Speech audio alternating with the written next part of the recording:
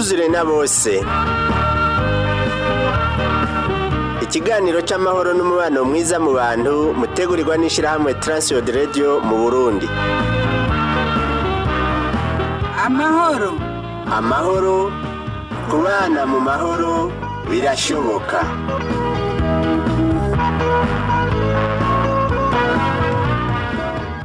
Ndagoye mwiriwe nshuti mugenzi mukuzana kiganiro twuzure na bose. Ikiganiro c'amahoro n'umubano mwiza mu bantu utegurirwa n'ishirahamwe Transworld Radio i Burundi. Uri kumwe na Rudasman Kiza ndagutunganiriza. Mu biganiro cyacu no munsi mugenzanje Dina Kwizera aganira n'umutumire wacu Odas Ndayisaba aho bavugana ku ijambo ryo kwihangana. Reka rero tubahe akanya batuganirire nawe ukurikire wumve inyifato wogira namba uri umukristo namba utari umukristo naho ubirondere kuko n'ibintu byankenegwa. Yesu aduhezagirane nabagira batuganirire. Muri kumwe na Dina Kwizera tukaba rero ikiganiro cy'uno munsi tugiye kukubaganirira ku kwihangana. Umutumire wacu w'uno munsi tukaba turi kumwe na Odas Ndayisaba arongoye ishirahamwe Campus pour Christ. Ubuherutse tukaba twari twaganiriye ku nyifato ibereye umukristo yogira mu gihe ahuye n'ibibazo. Uno munsi rero tukaba tugiye kubandaniriza ko ukungene yo kwihangana ahuye n'ivyo bibazo. Kubw'ivyo rero reka imbere ko tubandanya turamutse umutumire wacu tumuhe n'ikaze. Mwaramutse neza? Amahoro neza. Amahoro y'Imana bane namwe. Namwe. Ego namwe muhawa akanya ko kuramutsa ariko batwumviriza. Murakoze cyane abari kumviriza iganiro cy'uyu munsi ndabaramukije mu izina rya Yesu Kristo umwami wacu. Amen. Ego nkuko rero twabivuze ikiganiro cyacu cy'uno munsi gifatiye ku kuganira ku kwihangana, ariko rero ku baduteze amatwi mubanza mukatwibutsa cyangwa mukabibutsa mbega twari twaganiriye gute kuri za nyifato zibereye umukristo yogira mu gihe afise ibibazo, twabonye yuko yovyifatamwo gute. Ego gihe duheruka twavuga ku nyifato ibereye twarabonye n'uburorero butari buke tusoma mu ijambo ry'Imana. Hanyuma turangiza tuvuga tuti none twebwe ubu gira inyifato inyifato ya mbere nuko tumenya ko ibyago bibaho kandi si twe tubizana biriho, ariko dukwiye kumenya ingene tubyifatamwo tukagumya ukwizera nitwihebure, hanyuma tukamenya yuko Imana idusezerana kubana natwe mu gihe haje ibyago canke ibigeragezo. Kandi na Yesu nawe nyene yaravuze ati ibigeragezo bizohaba muzogira ibyago mugabo mureme naranesheje isi. Ko yari muri twebwe yanesheje akaba asumba ubuganza isi, natwe turanesha. Ibyo byose rero tubyiyumviriye bica bitujana kwihangana kugira ngo tugume mu nzira.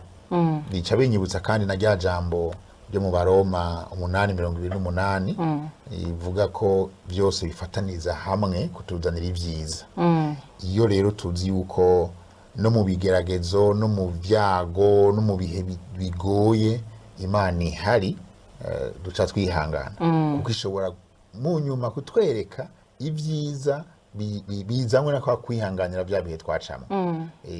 Ego ko nibukije na wa muvuga butumwe yavuga ati ntidushobora gukura igihe tuguma mu mahoro gusa mu bintu bimeze neza.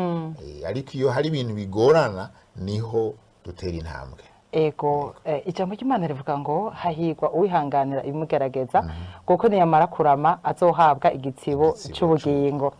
Tukiri ngaho nyene rero ukwihangana bisigura iki? Ukwihangana sinzi ko ndoronka neza insiguro muri make, ariko reka ndabivuge gutya. Ubwa mbere bwo kwihangana no kurindira isezerano. Kurindira isezerano ufise wahawe n'umuntu canke wahawe n'Imana, ukarindira utarambiwe utekanye igihe rizoshikira. Aho nca nkunda kwibuka Aburahamu ahawe isezerano yuko azovyara bangana ivu umuntu adashobora guharura, akabibwirwa atagira umwana n'umwe. Ariko harageze igihe yongera aronka irindi sezerano ati hasigaye umwaka umwe muze mufise umwana w'umuhungu. Turibuka mu nkuru ziyo kandi n'igihe Imana yacimugeza ati uwo mwana wawe rero genda bari unangira wikimaze. None isezerano Imana yarishikije twavuye tubabuzukuru Aburahamu uwo Isaka wiwe yavyaye Yakobo, Yakobo nawe aceragwira aja mbere kugwira muri Egiputa, hanyuma Imana ibakura yari ihanga rinini.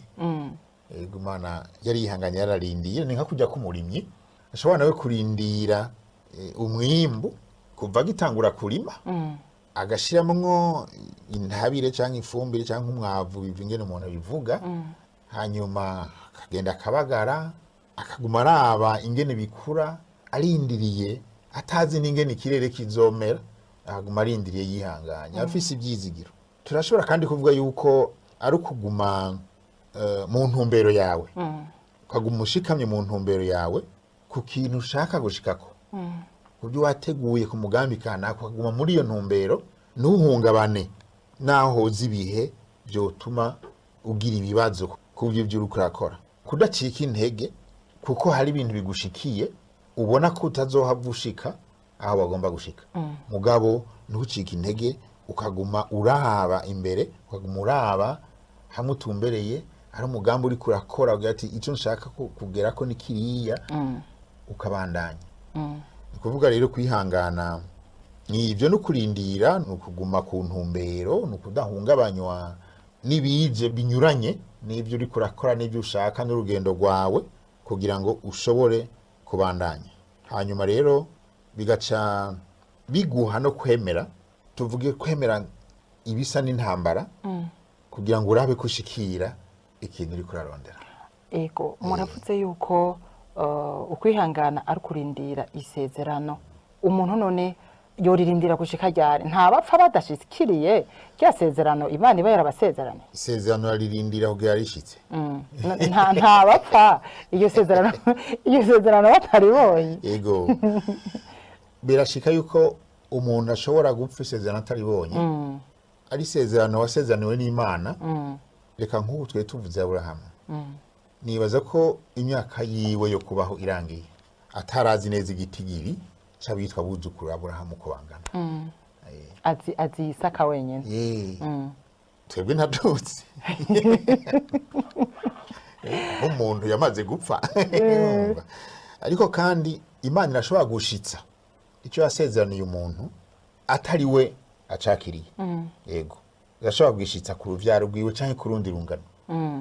Urabona nk'ubu tuba igihe yasezeranira Abisirayeli kubakura muri Egiputa bagende mu gihugu yabateguriye aho bazoza kuyisengera, ntibashitseyo bose. Ntibashitseyo bose, ariko yagumegende yabwiye ati igihugu nabasezeraniye nzobashikana. Abagi bagiye amakosa agira bakubitira mu bugaragwa, baca bagwaho, abandi ngira ngo barashaje sinzi, ariko hashitseyo bakeyi. Hashitseyo bakeyi, ariko kuko yari yahaye isezerano iryo hanga ryarashitseyo. Turashobora rero kugira isezerano rigashika atari twebwe turibonesha amaso. Yego bikazobona abuzukuru bacu. Bikazobona abuzukuru. Ariko vyose imbere y'Imana ni vyiza. Yego byose ni vyiza, naho umuntu yaba yipfuza kubibona ubwo nyene canke akiriho. Ariko ivy'Imana biguma biryoshe. Ego turacari rero kuri uko kwihangana ku mukristo. Ukwihangana kuri we bivugwa ryari? Ubwa mbere bwo nko ku bandi bantu bose, ijambo kwihangana rirakoreshwa mu gihe habaye ibintu bituma umuntu akwiye kwihangana.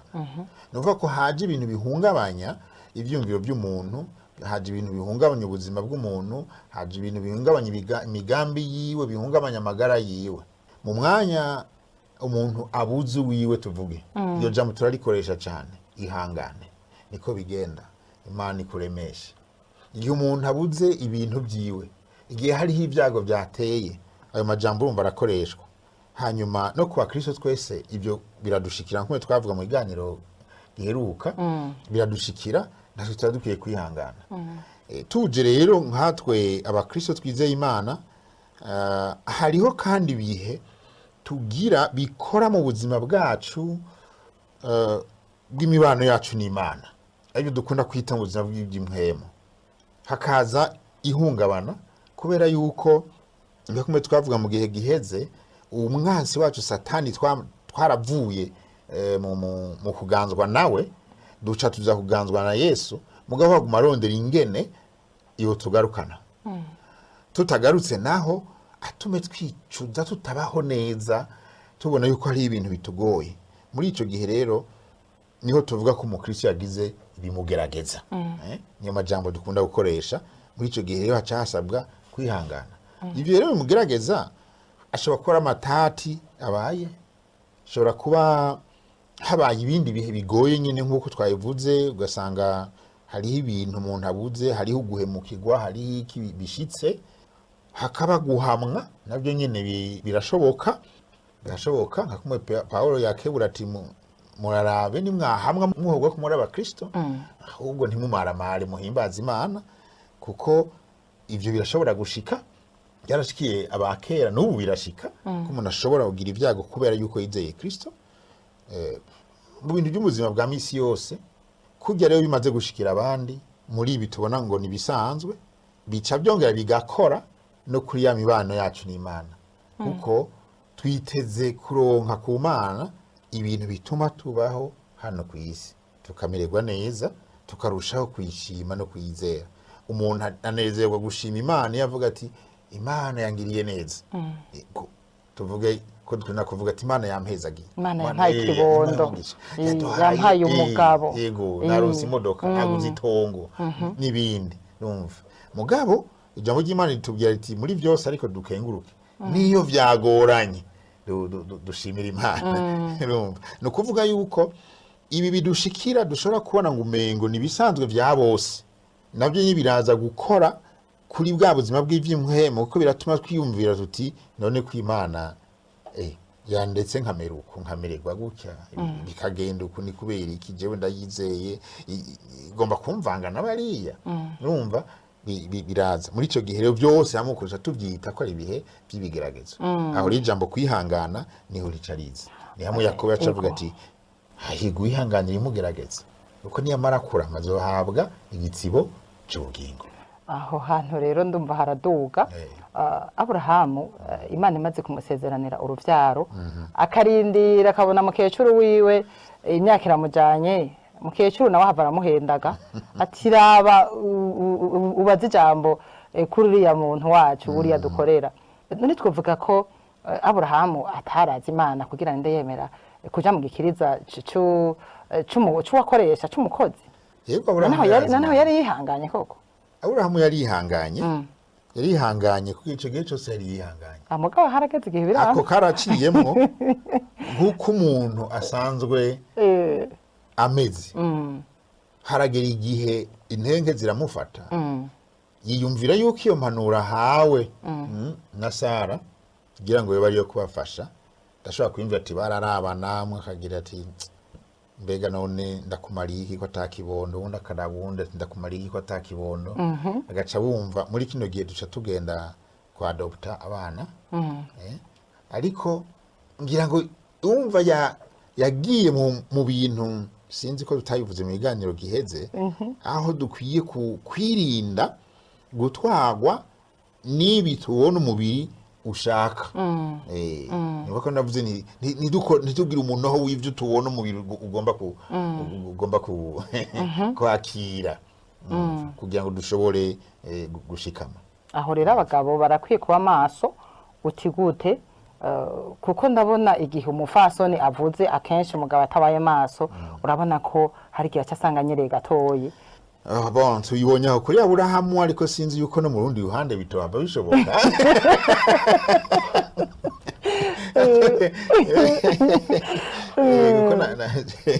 Ibyo turiko turabivuga kuko turiko turabona ko ivyaba kera ku bakristo arivyo dushobora gusanga none munsi bishobora kuba biba ku bakristo bono munsi, ariko kugira ngo bituzane kumenya ko kwihangana arico gikuru kugira dushike ku ntumbero. Yego nivyo imbere yo tubandanya reka tukivuge ko gato nyene kuri ico nyene narinjijemo niko no kurindi ruhande ngira ngo byoshoboka, umwe akabwira uwundi ati raba hari uwundi ati raba hariya. Mugabo tugiye kuraba rero ibyaciye biba, umwana yarabonetse atabyawe na Sara. Mugabo Sara yahavuye aronka gwiwe, none abo bana barabanye. Oya ntibaba kenyezi ntibaba bakibana, hati haba cagihe wamengo nikiba bagwa mugiriye niki kandi azoba bagiriye neza bahaye ikibondo. Mugabo haciye haduka amatata. Urumva rero aho no kwitonda gose, tugarutse nko mu ngo mu gihe abantu baba babona ko batevye kuronka ikibondo bagava biyumvira bati urya niwe bigoye canke urya niwe bigoye birinde guhava bafata ico bokwita inyishu izotuma mu nyuma haba kwicuza. Ego kwicuza. Ego rero murakoze cyane kuri iyo nyishu mushikirije. Tubandanije none kubera iki umukristo mu by'ukuri akwiye gushishikara yihangana n'ahaba ari karabona kumenga hari umudugo ntabona umenga inzira ikaracamwe ntiyoroshe ugasanga baramutwenga ugasanga baramuvuga byinshi nyine usanga biri nyuma yiwe nka za ngorane twavuga usanga ahura nazo mu mukristo mu kiganiro cyarangiye. Umukristo akwiye kwihangana. Ubwa mbere bwo ukwihangana ni camwa camwemo. Uravyo Magalatiya 5:22 aho ijambo ritudondagurira ati byo muhemu yama nibi so ubugira kane no kwihangana. Ni camwa camwemo no kuvuga yuko tubisoma mu ijambo ry'Imana, ni ijambo ry'Imana ribidusaba ko dukwiye kwihangana, kandi asangwa Imana idusaba kwihangana irazi yuko hariho ibihe iwe yaduteguriye. Hariho n'ahandi umusiguzi yavuze ati hari ibihe by'ibi n'ibihe bya biriya. Hari ibihe byo gushava n'ibihe byo gutwenga, ibihe byo kurima n'ibyo kwimbura, ibihe byo kuronka n'ibyo kubura. Ibyo rero byose biriho, turakwiye kuguma duhagaze. Hanyuma ukwihangana kandi twomenya ko atari intege nke. Umuntu yihanganye si intege nke, ahubwo ni inkomezi zo kushikama kugira ngo agume mu ntumbero yiwe, kugira ngo ashobore gushika. Je nibuka nuko umwanya atari munini nibutsa gakuru nigeze gusoma kera mu gitabo cy'amashuri yo muri Afrika y'uburengero, agakwavu kahize n'igikeret no gutanga ibwami. Numva gutanga ibwami wowe wagikere gikeret je ndagutanga ati rero ejo depart sawa saa moya turagenda. Igikere kirakira panga ibindi bikere byose kunzira kugera ibwami. Numva hanyuma mugabo mu wundi ruhande bigenda birashiraho udukaroti utundi urumva avo marque pre go biratangura kugenda bigiye igikemba gutaragurika rukwavu rumati yawe we nzoba nashitseho nawe ukiri ngaha kibona makaroti hake. Mugabo ikere ko itashobora kugenda gishiki ibwami wakwavuka ariko karagi karoti hajya keza kumva ikindi hariya ngo mbega uri he nagusize ati ari ndira gatoje mava mvuduka. Kagenda karasamarira muri ibyo bifatije nayo mayeri byagize kagiye gushika gasanga ibikere biri hari kera byasitse hagutanze cyarasamaye ndi cyasizwe na cakindi mugabo kandi cyarapanze ingene gisamaza agakwavu. Ari ibintu rero usanga umengo birashobora kudutesha intumbero, kandi iyo bimeze neza iyo biryoshe we wagize umugambi hanyuma utanguye baje bati iki naco ukugendera abana ngo iki naco uzava usanga udashitse mu rugendo mu ijambo rimwe twirinda gusamara. Yego twirinda gusamara tukaguma nyene ku ntumbero yacu. Hanyuma haje ibisa n'ibidusamaza bishobora kuba ari imibabaro, bishobora kuba ari ibintu bitameze neza, bishobora kuba n'ibintu nyene umengo biraryoshe, ariko tureke kubikurikira. Tugume ku ntumbero tujane n'ikintu kidufasha gutera intambwe. Yego niko mvuga no kwihangana si intege nke burya ni inkomezi zituma tuguma ku ntumbero yacu. Twebwirira abakristo kwihanganira ibitugerageza, kwihanganira ibidusamaza, tuba tugomba yuko tuguma mu gakiza. Tuguma mu gakiza twaronse twahawe kubw'ubuntu kuko twemeye Yesu kugira ngo bari batuganza tugume mu ntumbero ariko aradushiramo. Haraka korase kunda kuvuga ngo ivy'Imana ngo bijya ngo barambiwe batashe. Sinzi yuko Jesse nize teologiya, sinzi yuko kobaka gahava kaza gutusobanurira yuko uwagumye imbere y'Imana arindiriye karindira atazi n'igiharindiririye ko yoguma ko kugeza kuko dufatiye nk'akarorero nk'abigeme, umwigeme arashobora gukura akagera ku myaka 20 nta uraza kumubaza ati yewe, akaduga ku 30 ngo yewe. Ujye mwigeme atawukubaza n'ingorane pasito n'ingorane. None mu gihe yoba amaze no kuduga akagera ku myaka 40 none utugume tumubwira tuti ihangane nyabona ejo araje. Yego tugomba uti ihangane kuko nitwamubwira ngo kevya hariya nitwebwe nyende zo mutwenga bukeye ni twebwe tuzohava tumwita uwasamaye, tumwita umurima rusangi, tumwita ikirumba. Tukwiye kumubwira ati yihangane nyene, kuko wihanganye niho ushika cyangwa ushikira icyo wateguye cyangwa icyo wateguriwe. Utihanganye naho wumva bishobora kuba bya bindi by'impembo y'umwana ipfa mu magodoka. Abo baririmbyi bagakorasi rero umva ntaho kanditse muri Bibiliya, mugabo ni ibyiyumviro nyene bijanye no kwerekana ingene umuntu akwiye kwicara akarindira neza isezerano adahutagize. Adahutagize nivyo uko tumeze n'umwanya dufise kubaho kwisi, tugomba ko ibintu biza ubunyene. Ariko ko tugomba kubiza ubunyene, bije ubunyene bica biza bidakwiye, bitameze neza, bitari vya bindi nyene twarondera. Reka turindire igihe cavyo. Mwavuze yuko umukristo bivugwa ko yihanganye mu gihe habaye amatati. None mu gihe ayo matati bishitse akamara igihe kirekire ntave mu nzira, uwo mukristo biroroshe ingene aguma arindiriye ko ivyo bintu biva mu nzira? Harabaho n'amatati adahera. None amatati adahera yoca ashobora kuyihanganira gute? Urumva kubera intumbero ariko biva ingene ayo matati ameze n'ingene yatanguye n'ingene nawe ayarimwo. N'ingene yarimwo ko hajya uravye nko mu matata kenshi ni impande zibiri. Hari n'igihe usanga hariho uruhande rukomeza ayo matati, urundi ayo matati atarakomeye, mugabo ko atarahera gusa agumaho. Ukwihangana kwacu rero ntigukwiye kugira ikiringo gati nzihangana kugera iki gihe hanyuma bibe biheze. Nca nibuka igihe Petero yaja kubaza Yesu ngo uvuze ngo mugenzi wanje niyancumura ko kaza ndamubarira ati none niyaza n'inshuro ndwi ku munsi nzoguma ndamubarira we acaragwiza. Ati inshuro ndwi hozo bari hagitangura. Ego ngiye ku rugo ruhande rwa Petero, none mu gihe umuntu agumye, ari gihe umuntu aguma akorera ikosa uwundi, wamusaba imbabazi uno musi agasaba imbabazi, ejo agasubira, gatanu bigasubira, ari namwe uca usanga bamwe bakuraho ngo nzorinda mfa ntamubabariye.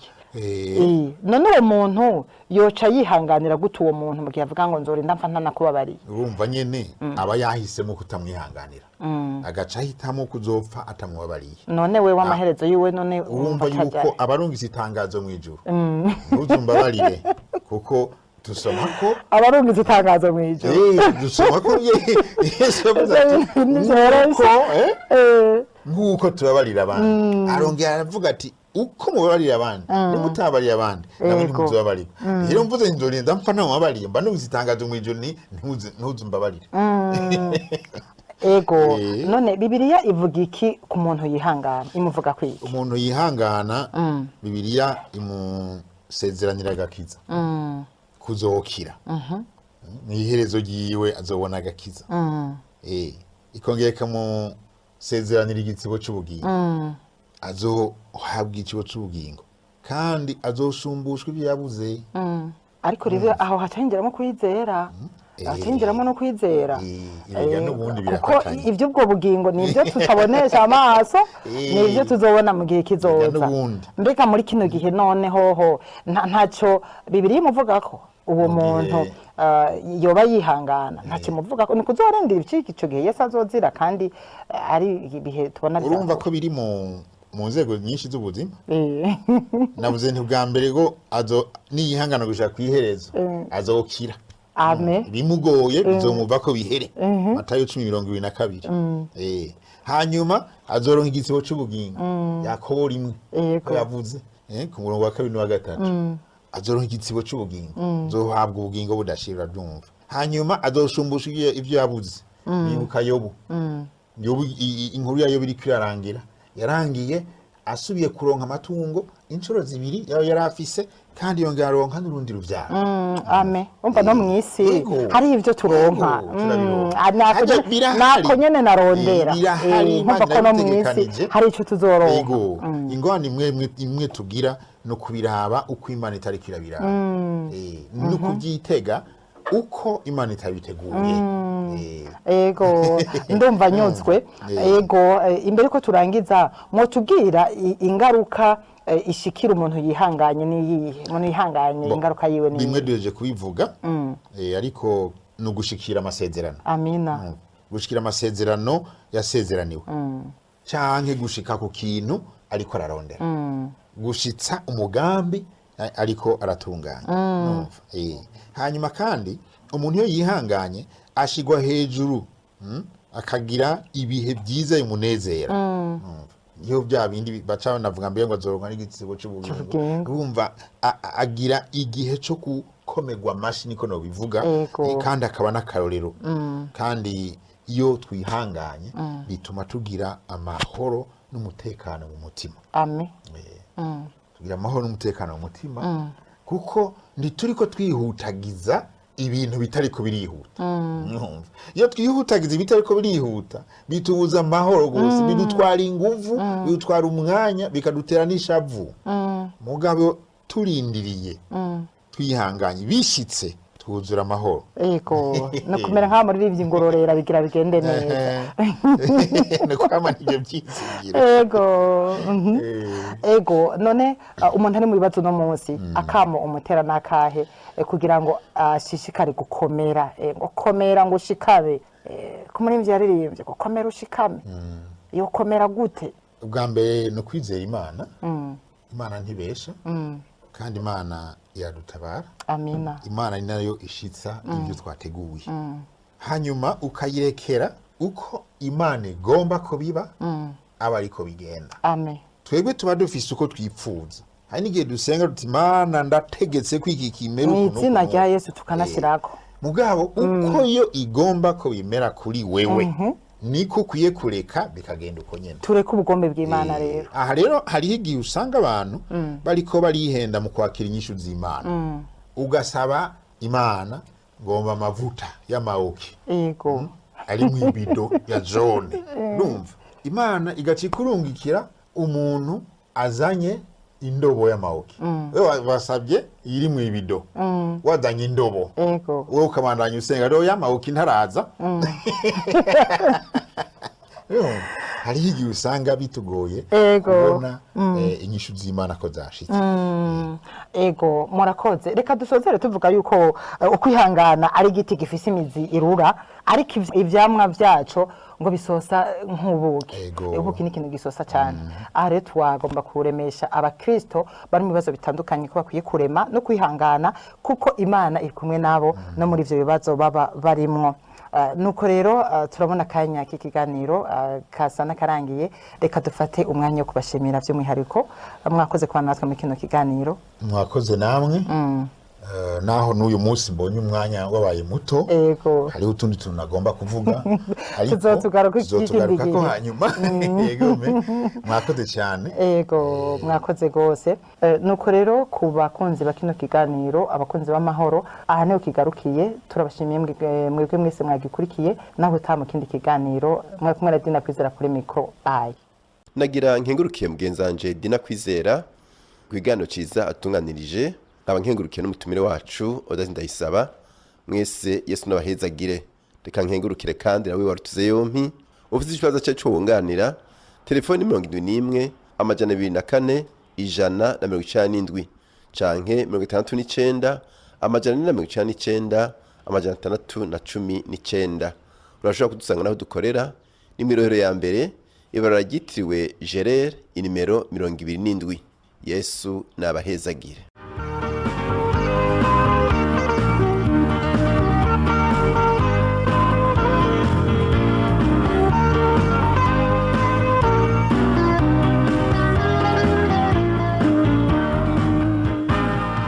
Ico cyari kiganiro twuzure na bose mushikirizwa n'ishirahamwe Transworld Radio mu Burundi.